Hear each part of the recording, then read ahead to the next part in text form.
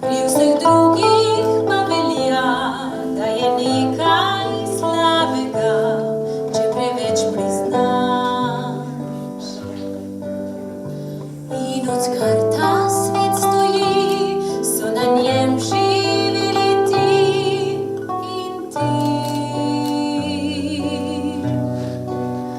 Človek bližnjega spozna, ko ga ta enkrat. V Centru slepih, slabovidnih in starejših so odprli že 70. točko, infotočko, obenem pa prenovljeni oddelek, ki bo služil osebam z demenco. V tukajšnji stavbi, kjer smo trenutno, so prvi stanovalci bili naseljeni leta 1979. Od takrat pa do danes pa je bilo seveda potrebno določene prostore, tudi samo strokovno delo prilagoditi sodobnim smernicam in pa seveda sedanjim potrebam naših stanovalcev.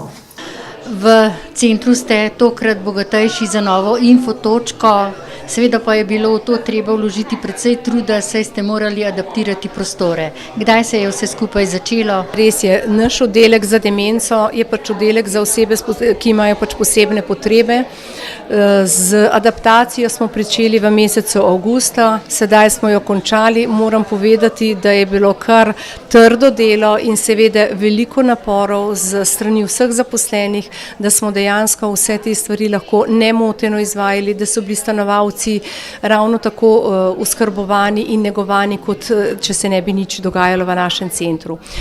Seveda pa so stanovalci tukajšnjega oddelka, to je 23 stanovalk in stanovalcev, začasno preseljeni v našo Burnikovo dvorano, kjer smo jim pač priredili posebne začasne sobe, to je pač poseben oddelek v tem času adaptacije in jutri se seveda selijo že nazaj v ta prenovljeni oddelek. Oddelek je bil v celoti prenovljen in z novo opremo in vse. Oddelek je bil v celoti prenovljen, vse inštalacije, vodne, elektro, seveda tudi celotno pohištvo, vsa oprema, ki je v tukajšnjem oddelku ta trenutek, je nova in popolnoma prenovljeno.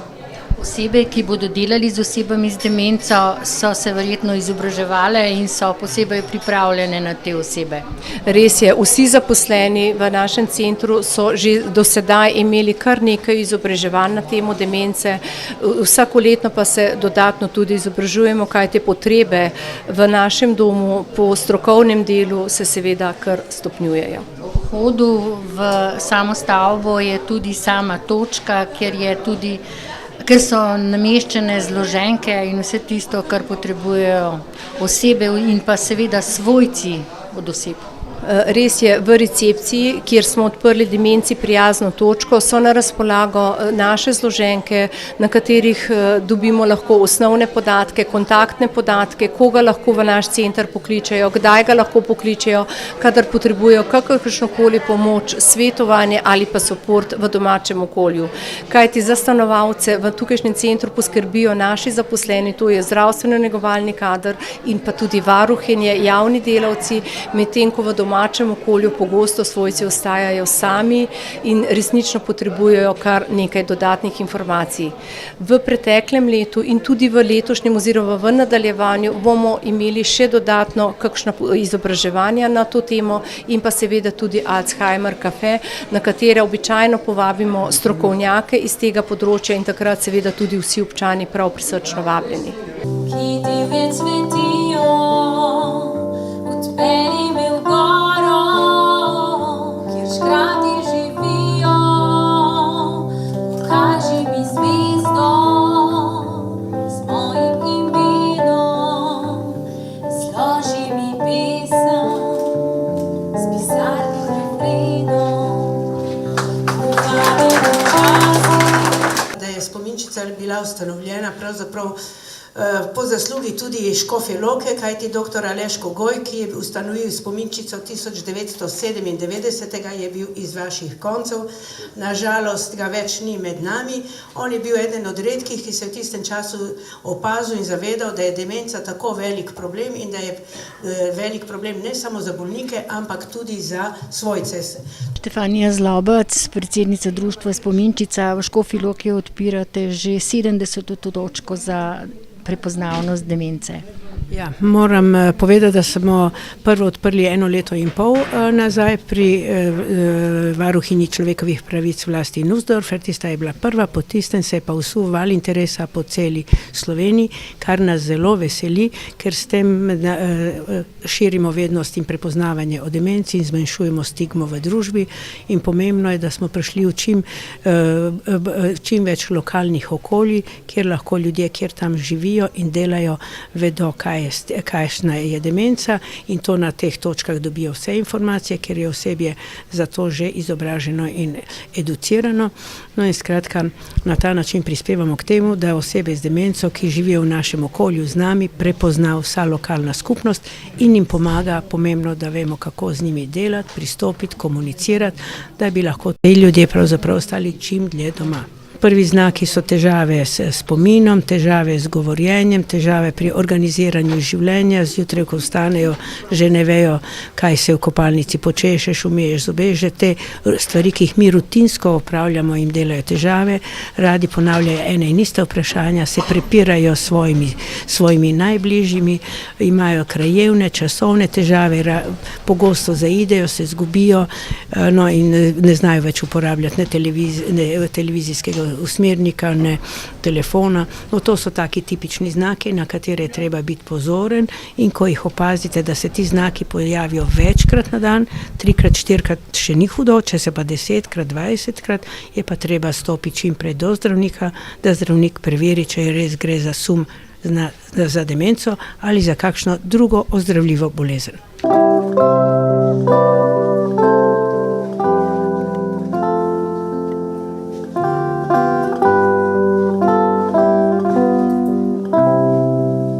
Demenco so poznali pravzaprav že v starih časih, stari Grki so jo že omenjali, uradno je pa ta bolezen prepoznavna, ko je dr. Alois Alzheimer opazil pri eni od svojih bolnic hude težave in motnje in je potem naredil obdukcijo in analizo, in tako je bolezen možganov, možganskih celic dobila po dr. Alojzu Alzheimeru tudi ime. Prva zdravljenje bolezni se je začelo pa šele tam 1990, zelo razmeroma pozno. Slovenija je dobila spominčico, ki je ustanovil dr.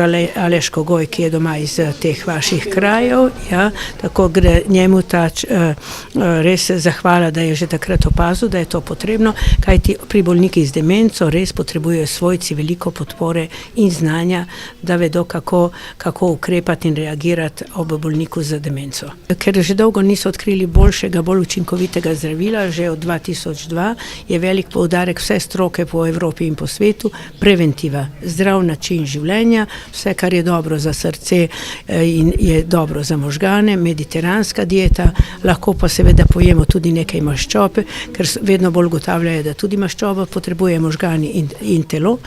Učite se novih jezikov, novih stvari, bodite veseli, zadovoljni, glasba, ples, petje, vse to koristi. Skratka, poudarek na preventivo in potem bolezen vsaj za par let lahko zamaknemo. No, tudi v samem domu je že nekaj let društvo Spominčica.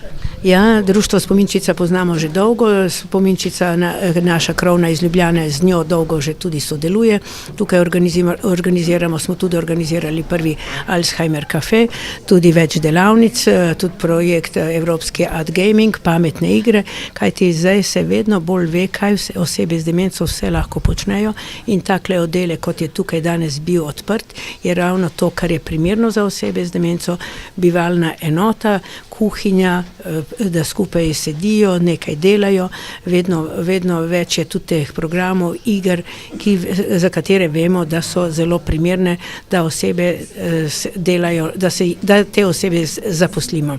Zato seveda mora biti osebje tudi seznanjeno in na ta način so bolj zadovoljni, bolj veseli, bolj umirjeni in tudi bolezen na en način počasneje napreduje.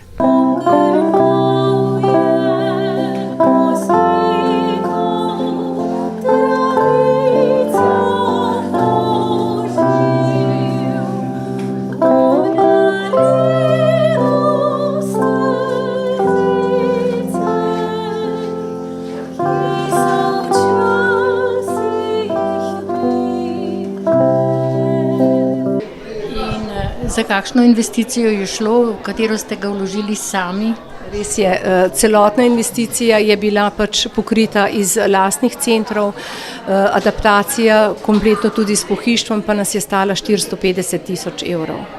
Seveda najbolj srečni bodo zdaj vsi tisti, ki bodo ponovno na oddelku, kamor pravzaprav morajo biti. Res je, jutri bomo začeli z preselitvijo vseh stanovalcev iz začasnih prostorov, začasnih sob na ta oddelek, tako da mislim, da se kar vsi že tega veselimo.